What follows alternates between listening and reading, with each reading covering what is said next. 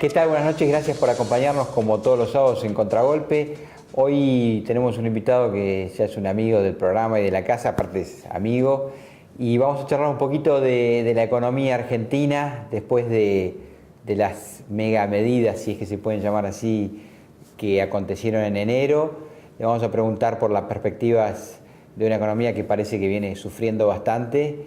Y bueno, también vamos a hablar un poquito de política porque el hombre está metiendo los pies en el barro, por decirlo de alguna medida. Bueno, en un minuto ya venimos, nos presentamos y volvemos con Martín Redrado. Martín, gracias por recibirnos en tu despacho, aparte estás? Que es muy cálido, muy lindo, muy luminoso.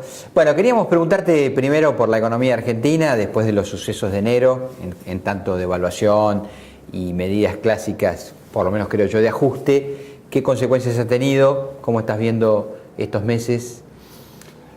Estamos en un periodo de calma transitoria, en donde se han anestesiado quizás algunas variables, anestesiados dentro de un nivel que en cualquier país podríamos decir una gran burrada, Roberto. Es decir, anestesiado una inflación en el 2,5% anual, mensual es altísimo, con lo cual estamos mirando a 35% de piso en el año, pero sí lo que se ha logrado es que no se haya espiralizado este proceso con un gran costo. El costo es haber parado la economía argentina, una caída en la producción realmente fenomenal, caídas en el empleo y por lo tanto caídas en el consumo, que era la última válvula de escape que tenía la economía argentina.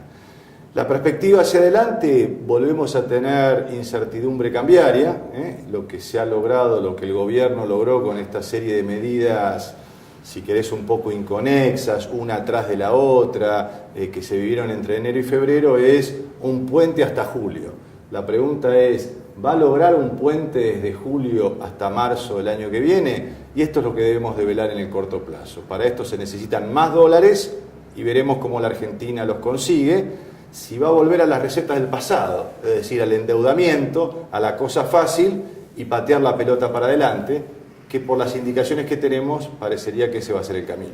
Ahora, con respecto a la restricción externa, a la falta de dólares y a cómo conseguirlos, me parece que tampoco hay noticias demasiado alentadoras. Es decir, el ministro de Economía ha intentado a su estilo y a su manera un roadshow de presentaciones por el mundo, o al mundo, ha estado en París, ha estado en Nueva York.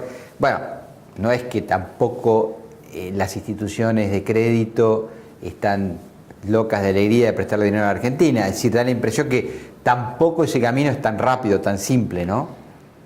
Y además en el equipo hay falta de experiencia, con lo cual temas que se pueden conseguir en corto plazo o en mediano plazo, le lleva a este equipo, por falta de experiencia, bastante más tiempo. Por lo tanto, el juez está ahí afuera, digamos, tenemos el periodo de acá hasta julio y el juez dirá si realmente Argentina consigue fondos.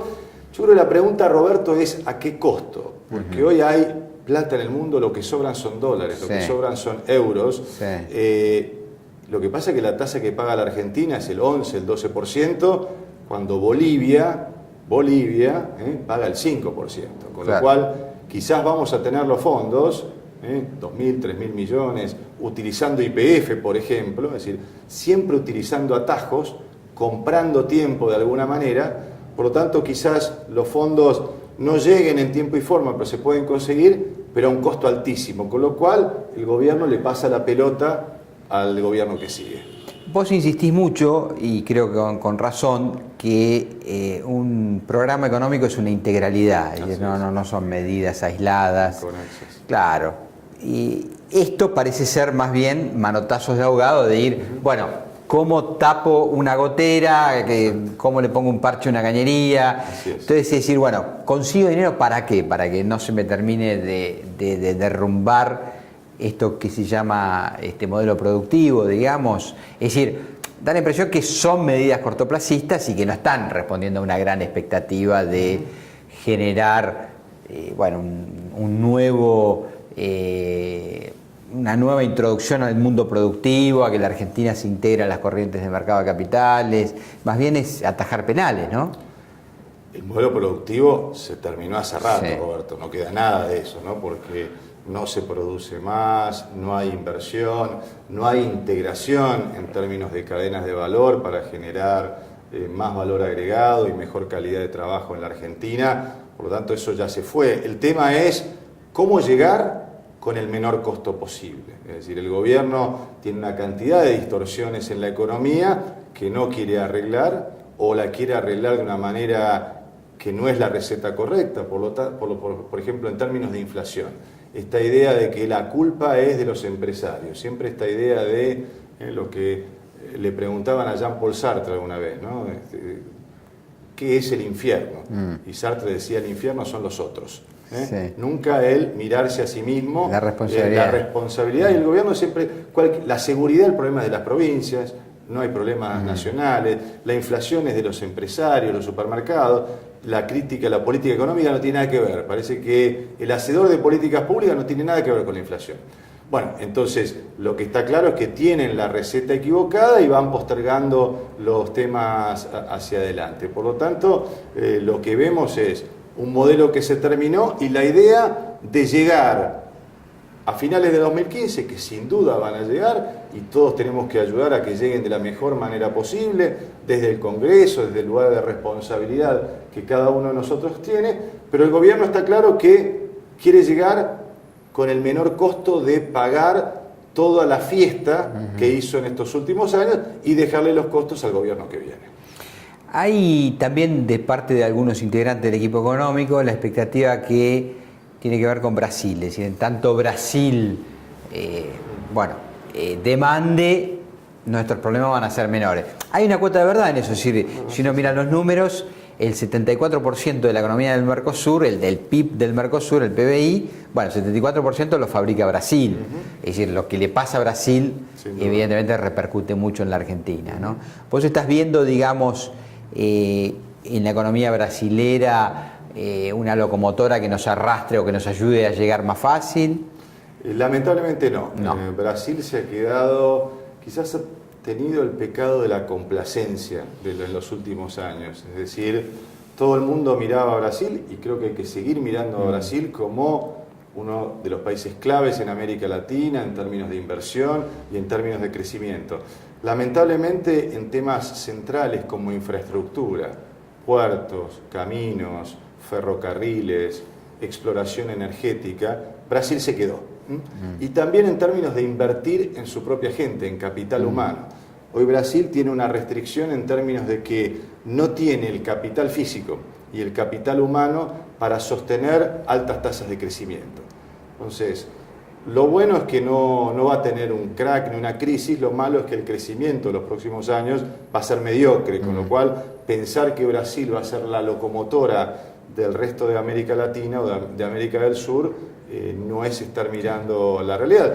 De todas maneras, Argentina es una economía diversificada, debe apostar a la inversión en dos áreas centrales, energía e infraestructura. Nosotros también nos gastamos la infraestructura que teníamos y por lo tanto hay que retomar el crédito para infraestructura, el crédito intergeneracional, el crédito de organismos multilaterales para hacer obras claves que necesita la Argentina, no solo puentes, puertos, ferrocarriles, sino canalización de los principales ríos en nuestro país que te permitirían, Roberto, duplicar la superficie sembrada, terminar con las inundaciones en la provincia de Buenos Aires.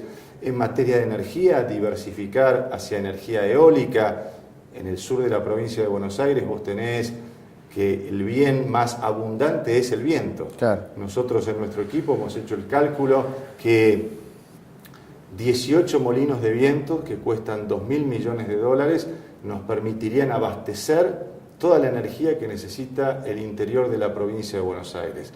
$2.000 millones son las importaciones de 2 años que tenemos de importaciones de gas que se hacen a través de los buques todos los años. O sea, pero esto se logra obviamente con crédito de largo plazo y es lo que la Argentina necesita mirar para volver a tener un crecimiento que no dependa de Brasil ni de otros, sino en la propia capacidad de invertir, consumir y proyectarse hacia el resto del mundo. Sí, es muy bueno lo que vos estás planteando porque precisamente en este panorama que estamos describiendo de Brasil, una de las cosas que estaba leyendo era que los costos de producción en Brasil frente a las economías desarrolladas era 3-1. Es decir, en Brasil cuesta 3 lo que en Alemania cuesta 1. Con lo cual, eso lo deja muy marginado de esta nueva revolución que se ha dado en el capitalismo después de la crisis de Lehman Brothers.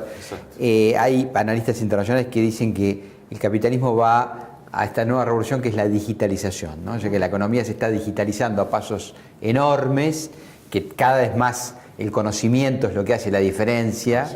Y bueno, en ese sentido, ¿qué papel va a jugar la Argentina? Es decir, ¿cómo se va a integrar a esa corriente del nuevo capitalismo? Bueno, Argentina tiene en su capital humano una riqueza invalorable. Miremos la capacidad que tienen los científicos, los investigadores argentinos, sobre todo, Roberto, cuando los pones en juego en términos de investigación aplicada. Los avances que ha tenido Argentina en biotecnología, por ejemplo, en la producción de organismos genéticamente modificados, en la producción de distintos fertilizantes para mejorar los rendimientos de nuestra tierra, para darle mayor riqueza a nuestra tierra, lo que se ha avanzado también en genética animal, muestra la clonación de animales y demás, muestra una Argentina en la frontera del desarrollo. Y eso también le da mucho trabajo a ingenieros argentinos, ingenieros licenciados en informática, en tecnología. Uno mira la cantidad de chicos que están en eso, la capacidad de esos chicos comparados con el resto de América Latina y la industria de producción de programas en español, de software en español que tenemos para toda América Latina, es otro área fenomenal. Digo, telecomunicaciones, biotecnología, software, por mencionar algunos de los sectores. Obviamente, sin 5 tipos de cambio, el turismo debería ser otra fuente muy importante.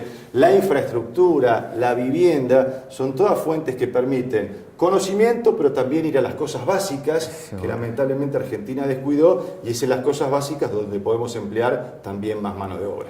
Los otros días nos decía Jorge Castro en nuestro programa que, bueno, vos hacías mención a eso, que la Argentina está muy desintegrada productivamente. Es decir, por ejemplo, vos tenés fábricas de coches como la de General Motors cerca de Rosario, que es de última generación en cuanto a robótica. Ahora, muchos autopartistas fabricantes fabrican como la década del 60. Así es. Entonces eso te genera, primero, falta de competitividad, tener que importar, por lo tanto se van dólares que vos podrías conservar en el mercado interno. Es decir, que la Argentina necesitaría una reestructuración productiva, una verdadera integración en su cadena de valor, que bueno, que le potenciaría mucho su crecimiento, ¿no? Aparte de generar mucha mano de obra. El sector automotriz que vos mencionás es clave, tenemos un déficit de 8.000 millones en términos de autopartes, y bueno, hay que trabajar con el sector y con las terminales y brindar los incentivos naturales para generar contratos de largo plazo por parte de las terminales hacia los autopartistas,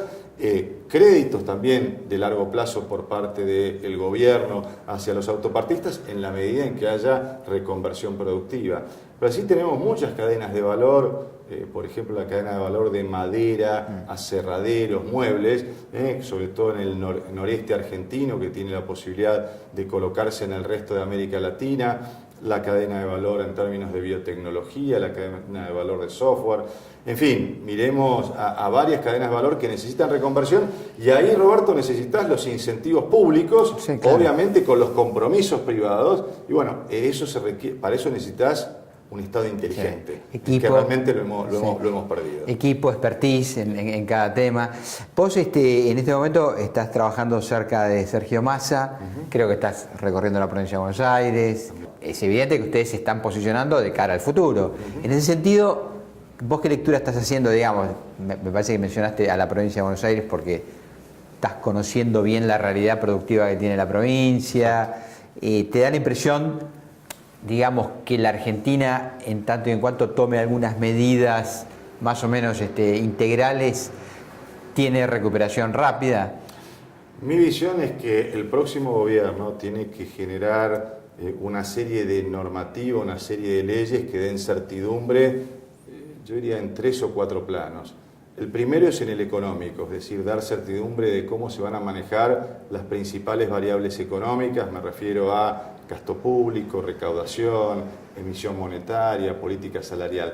Todas tienen que ser convergentes y contribuir a una inflación descendente gradual en 4 años. Segundo, un marco normativo para el sector energético, tanto para energía convencional como para no convencional, que le dé estabilidad impositiva, es decir, que no le creen nuevos impuestos, que les dé estabilidad en términos de la utilización de reservas o no y también del manejo de dividendos. Es decir, darle un paquete de estabilidad para las próximas generaciones, para que esas inversiones tengan certidumbre de cómo van a venir y cómo van a madurar.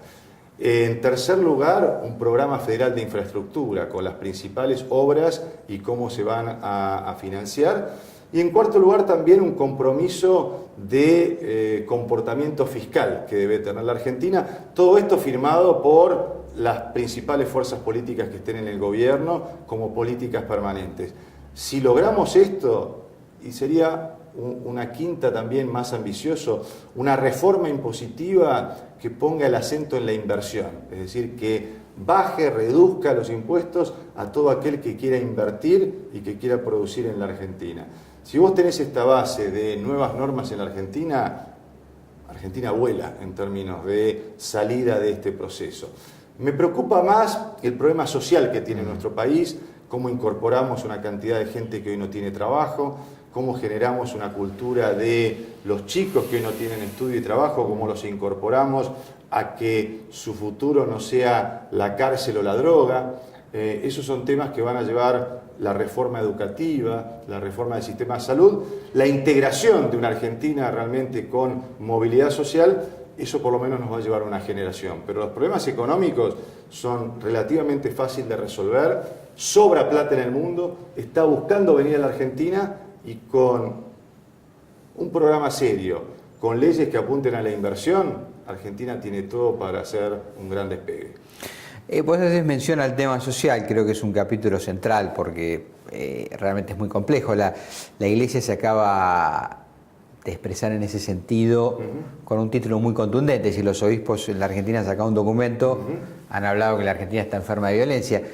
Creo que es más que una obviedad, ¿no? Obvio, digamos, una frase que le ha molestado mucho al gobierno, pero vos ahora estás caminando la provincia de Buenos Aires, salir a los barrios, a las barriadas del Gran Buenos Aires, ya del interior de la provincia, porque antes el interior era famosa la frase dormimos con la puerta abierta. Sí. Bueno, eso se ha perdido por completo, digamos. Evidentemente, la incursión de la droga en tanto carteles que operan y bandas organizadas que le disputan el monopolio de la fuerza al Estado, bueno, es una radiografía nueva de la última década. Eso, como bien decís, bueno, es complejo y tal vez nos lleve mucho tiempo resolverlo. Vos, caminando políticamente, estás en contacto, estás sorprendido, digo, porque vos por ahí hacías más política en la capital, de pronto ver lo que estás viendo en la provincia de Buenos Aires te ha llamado la atención. Lo veíamos, Roberto, en números, ahora lo vemos en números de carne y hueso, en la señora que se acerca y nos dice, por favor, hagan algo para que yo esté segura que cuando mi hijo sale al colegio, si tarda media hora más, no es que le ha pasado algo. Lo que las madres te dicen es, vivimos con el Jesús en la boca. Claro. Digamos, generan una incertidumbre y te dicen, el primer problema, quizás te diría, hay 3 problemas que transpira hoy la provincia de Buenos Aires, pero el primero es la inseguridad. El primero es que te dice la gente, tenemos miedo. Mirá, mucho hemos hecho de charlar con la gente sobre la pretendida reforma al Código Penal. Eso nos ha dado la posibilidad de charlar con mucha gente, desde La Matanza, Lomas de Zamora, Pegazzini, te digo por mencionarte algunos de los municipios en los que estuve. Segundo cordón, tercer cordón. 2 semanas. Sí. Y bueno, la gente se acerca, firma y dice, por favor, hagan algo. Y te cuentan historias desgarradoras del día a día, de robos, de cómo vive la gente hoy. Y bueno, el nivel sobre todo de ausencia del Estado. La gente siente, Roberto, una desprotección, que es tierra de nadie, que vale todo, que te puede pasar cualquier cosa y a nadie le importa nada. Esto que tenemos que cambiar con un Estado mucho más activo. Ya solo, lo que se ve en municipios que tienen por lo menos presencia policial. Es decir, ya el hecho de que un patrullero, aunque no haga mucho, pero esté manejando, es decir, la idea de que hay alguien que te está cuidando. Ustedes están muy cercanos a la propuesta de que las comunas, las municipalidades tengan policía propia, ¿no? Exactamente. Donde también hay que hacer que la política ingrese en el siglo XXI, las políticas públicas. No, empecemos a utilizar la tecnología para poder mejorar de las políticas públicas. Bueno, la tecnología de cámara genera una disuasión muy importante para que los delincuentes, lo piensen dos veces. No es que se va a eliminar completamente, pero sí los robos de autos. Hay muchas cosas para hacer en términos de desarmaderos. En fin, este primero, y después obviamente viene el tema precios y el tema falta de trabajo. Son los tres temas que transpira la gente cuando caminamos. Con máxima preocupación. Y lo que te da en esto es que hacer políticas públicas, lo importante es hacerlas caminando con la gente. Vos podés tener la mejor idea en este escritorio, pero si no la testeás charlando, ¿qué le parece si hacemos este puente, si asfaltamos esta calle, si generamos este tipo de programa de empleo, qué le hace falta a esta fábrica para poder comprar una máquina más? Eso lo que te genera es poder testear que tus ideas pueden implementarse en la realidad. Te vemos muy empapados de los temas de la agenda cotidiana, estás hecho un político puro y duro, pero antes de irnos te vamos, en el buen sentido de la palabra y con la mejor idea, a utilizar para buscar una opinión tuya. Yo siempre lo recuerdo y lo quiero repetir. Estando una vez con vos en Europa, en Madrid particularmente, estábamos discutiendo muy arduamente el futuro del euro. Yo la verdad que era bastante más pesimista que vos. Y una vez más se comprueba que el expertise tiene un reconocimiento, ¿sí? Porque claro, opinan los que saben. Yo ahí toco mucho más de oído. Y vos decías que había un camino a recorrer, que no necesariamente el euro iba a entrar en una espiral descendente o que se iba a terminar. Era la época en que, por ejemplo, España estaba tomando deuda a 6, 7 puntos. Ahora está bajo mínimos la deuda española. Pero parece que se salió de lo peor de la crisis europea, que hay un síntoma de recuperación, así lo están diciendo los números. Y queríamos una última mirada tuya sobre esa gran crisis, digamos, post-Lehman y cómo la ves, digamos, ¿no? Está claro que Europa apostó por el euro y que el euro, más que una cuestión no solo técnica, económica, de unión monetaria, había una cuestión política de contener a toda una misma Europa y de contener también a la propia locomotora alemana que le vende. La mayoría de sus exportaciones van al resto de Europa, por lo tanto no puede tener una Europa empobrecida, sino también a quién le termina vendiendo, con lo cual había allí intereses convergentes. Creo que el costo, Roberto, de todo esto es una gran mediocridad. Vos dijiste, algunos mejoraron un poco, pero el crecimiento que hoy ves en España y demás, muy lento. Es raquítico. Es decir, lo que vas a tener, el costo de mantener el euro, que es una unión monetaria imperfecta, porque lo que faltaría es, está la voluntad de armar los Estados Unidos de Europa, es decir, que las diferencias entre España y Alemania en términos impositivos, laborales, medioambientales, normativos, sean las mismas, sea lo mismo hacer negocios en Alemania que en Grecia. Fácil de decir, difícil de hacer. El costo es, queremos mantener el euro, pero no tenemos Eurolandia y por lo tanto mi visión hacia adelante es que esto lleva a tasas de crecimiento muy bajas, a seguir manteniendo una tranquilidad, pero sin la virtuosidad que tenía la Europa. Europa no termina siendo un lugar para invertir, sino un lugar, si querés, para conservar un gran museo, un lindo museo, donde es lindo para visitar, donde quizás los japoneses o los chinos compren alguna propiedad porque les interese, pero no van a generar más producción y más inversión. Martín, muchas gracias. Gracias a vos. Chau, nos vemos el sábado que viene en Contragolpe.